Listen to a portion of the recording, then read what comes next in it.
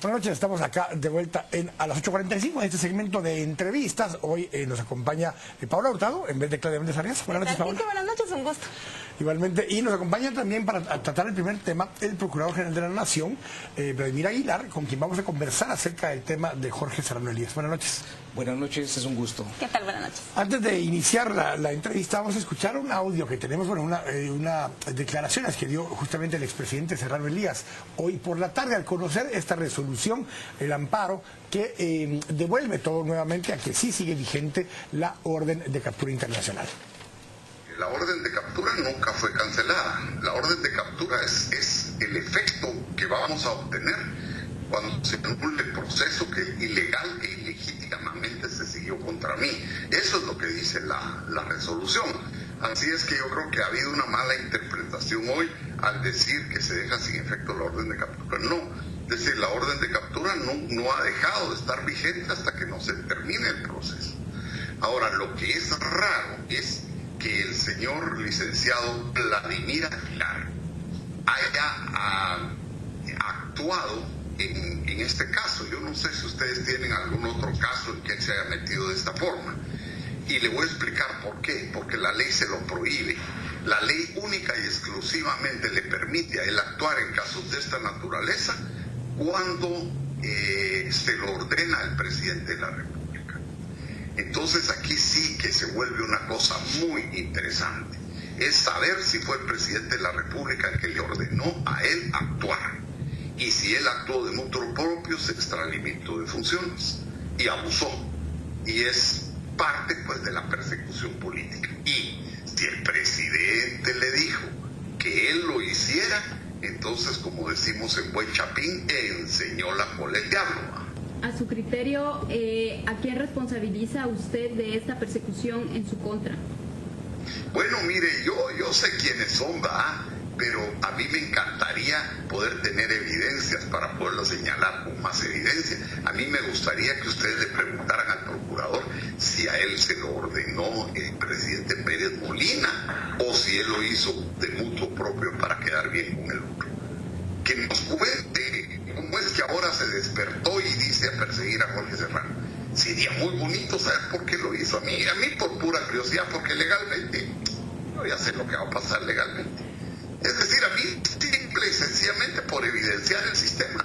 Ustedes que son jóvenes periodistas, llámenlo y pregúntenle. Díganle en base a qué ley él actuó y quién se lo ordenó. ¿Cuál sería el propósito que tendría el presidente Otto Pérez Molina para que usted continúe bajo persecución penal? Pues él fue el que patrocinó la persecución desde un principio contra mí, desde hace 20 años. Así que si él tiene montado un pleito conmigo y a mí pues me da risa, porque ya es presidente y no ha podido hacer nada en el país. ¿Qué más quiere? Seguirme persiguiendo, que se dé gusto. Ya en el tiempo que él ya tiene, por lo menos pudo haber hecho una quinta parte de lo que yo hice y no lo ha hecho. Así es que él está en toda la posición de demostrar que el pueblo lo eligió para algo y que el país va a cambiar, que no pierda tiempo tanto en estarme persiguiendo. Y no estuvo diciendo el otro día que si yo llegaba me metía preso, si él no es juez. Y ahora andan asustados porque hubo 3 magistrados que tuvieron dignidad. 3 magistrados que dijeron vamos a resolver ya esto de acuerdo a derecho. Y se fueron a resolver de acuerdo a derecho, ahora están espantados todos. ¿Por qué? Porque como los dueños de la guayaba no es eso lo que quieren. Los dueños de la guayaba quieren seguir manejando el sistema de justicia como ellos se les da la gana. Yo ya me decidí a que voy a ir a las instancias internacionales.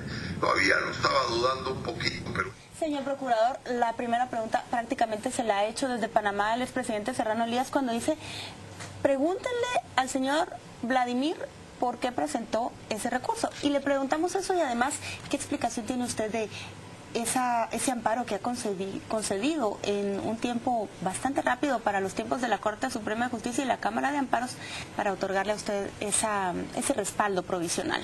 Muy bien, con gusto. En primer lugar, pues la respuesta no se la doy al señor, la respuesta se la doy al pueblo de Guatemala, que es a quien me debo y a quien represento. A ellos va la explicación que la orden me la dio la Constitución Política de la República en el segundo párrafo del artículo 252, donde me le delega la representación del Estado.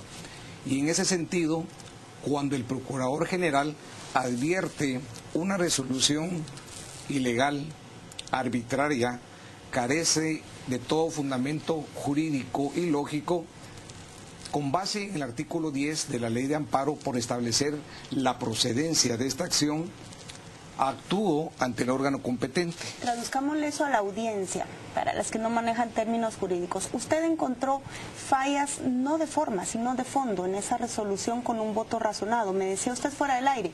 Dice, se acordó por unanimidad y hay un voto razonado. Se habla de que el señor Serrano ostentaba el título de representante legal del Estado, lo cual era una competencia del Procurador General. ¿Cuántas fallas encontró usted que le han permitido presentar ese recurso por el cual le amparó la Corte?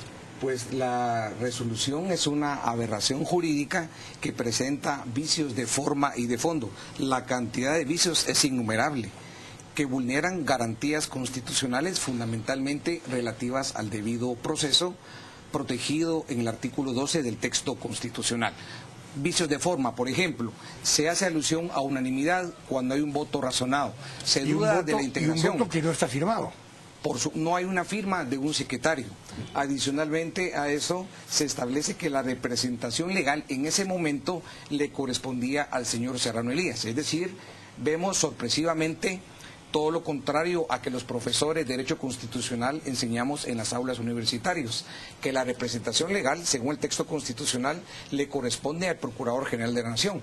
Pero sorpresivamente vemos que esta sala, 2 magistrados, opinan reformar la Constitución mediante esta resolución que es ilegal, de tal suerte que según esta resolución, que el día de hoy ha sido revocada, señalaba que la representación legal en ese momento le correspondía al señor Serrano Elías. Algo muy importante a subrayar de fondo es que bajo ningún punto de vista es admisible la argumentación del antejuicio, toda vez que desde el momento que él no ejerció el cargo público ya no tenía esa inmunidad correspondiente. Le hace otra pregunta allí el señor Serrano Elías con respecto a que si hubo alguna instrucción o alguna comunicación del presidente de la República, por ejemplo. El presidente le dice, se lo ordenó al presidente. ¿Qué responde usted a eso? Me lo ordenó mi conciencia como hombre de derecho. ¿Hubo comunicación con el presidente? En ningún momento.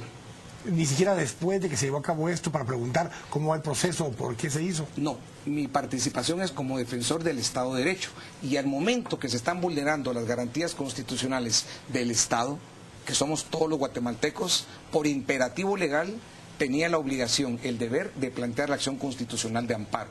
Prueba de que todas las ilegalidades que presenta esta resolución fue que el día de hoy, por el impacto del asunto que estaba generando, alterar el orden social, el orden constitucional, es que la Cámara de Amparo dicta una resolución con estricto apegado a derecho, otorga el amparo provisional solicitado y deja en suspendo la resolución de fecha 24 de mayo del 2013 dictada por la Sala Tercera integrada en Corte de Apelaciones.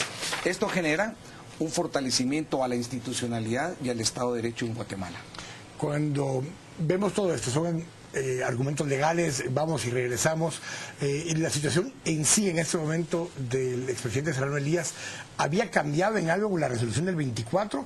¿Estaba vigente la orden de captura internacional? ¿Y qué es lo que sucede en este momento con este recurso? Efectivamente, el efecto jurídico de haber otorgado el amparo provisional es dejar sin efecto la resolución impugnada. Por consiguiente, provisionalmente continúa el trámite del amparo. Por consiguiente, queda vigente las constancias procesales anteriores en cuanto a las órdenes de captura, y él deberá solventar su situación jurídica apersonándose en el país. Algo que no he mencionado es que no podemos hablar de actividad procesal defectuosa porque no existe una vinculación al proceso, no hay un auto de procesamiento. Entonces no cumplimos con esos presupuestos procesales para esta figura que fue desnaturalizada en el asunto objeto de análisis. Pero el recurso, el amparo que le dio a usted la Cámara de Amparos es independiente de la acción que emprendió el Ministerio Público, que también se opuso a esa resolución de la Sala.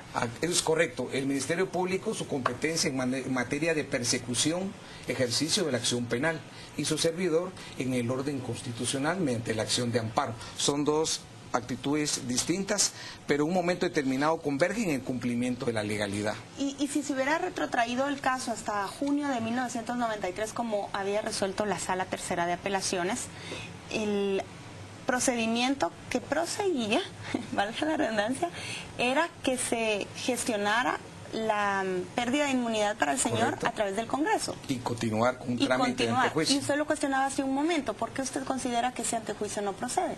Por varias razones. Una de ellas es que desde el momento que él dejó de ser funcionario público, recordemos que hubo resoluciones del Tribunal Constitucional en el 1993, él abandonó el país, deja de tener el ejercicio de la función pública, no goza esa inmunidad. Por lo tanto, él debía ser sometido a la jurisdicción penal. Por otro lado, resulta que atenta contra las reglas del pensamiento lógico y la experiencia común retrotraer esta resolución arbitraria, vulnerando principios de preclusión, seguridad y certeza jurídica. ¿Cómo podemos interpretar esta respuesta tan rápida de la Cámara de Amparos y Antejuicios en un tiempo inusual, a partir de las reacciones que hubo ayer del Ejecutivo, de miembros del Legislativo, de organizaciones sociales, de diferentes actores en la sociedad guatemalteca que rechazaron de tajo esa resolución de la Sala? ¿Podemos inferir que la Cámara respondió también a esa presión social? Más que a la presión social, a la obligación de impartir justicia desde el marco constitucional. Y esta resolución también demuestra que muchos guatemaltecos estamos preocupados por conservar la democracia en nuestro país y las instituciones. Esta respuesta en esta resolución nos pone de evidencia la responsabilidad y devolver a la población la necesidad de creer en sus instituciones. Estoy seguro que no es la última vez que vamos a escuchar de este tema, a pesar de que lleva 20 años y que no se ha iniciado ni siquiera se ha vinculado a proceso a Serrano Elías. Vamos a seguir escuchando acerca de este tema en las próximas semanas, seguramente, en cuanto se resuelva en forma definitiva. Y pues estaremos pendientes de eso, señor Procurador. Muchas gracias por habernos acompañado. Va a ser un gusto, muchas gracias. Muchas gracias. Vamos a ir al corte, estamos acá a las 8:45. Ponemos en un minuto.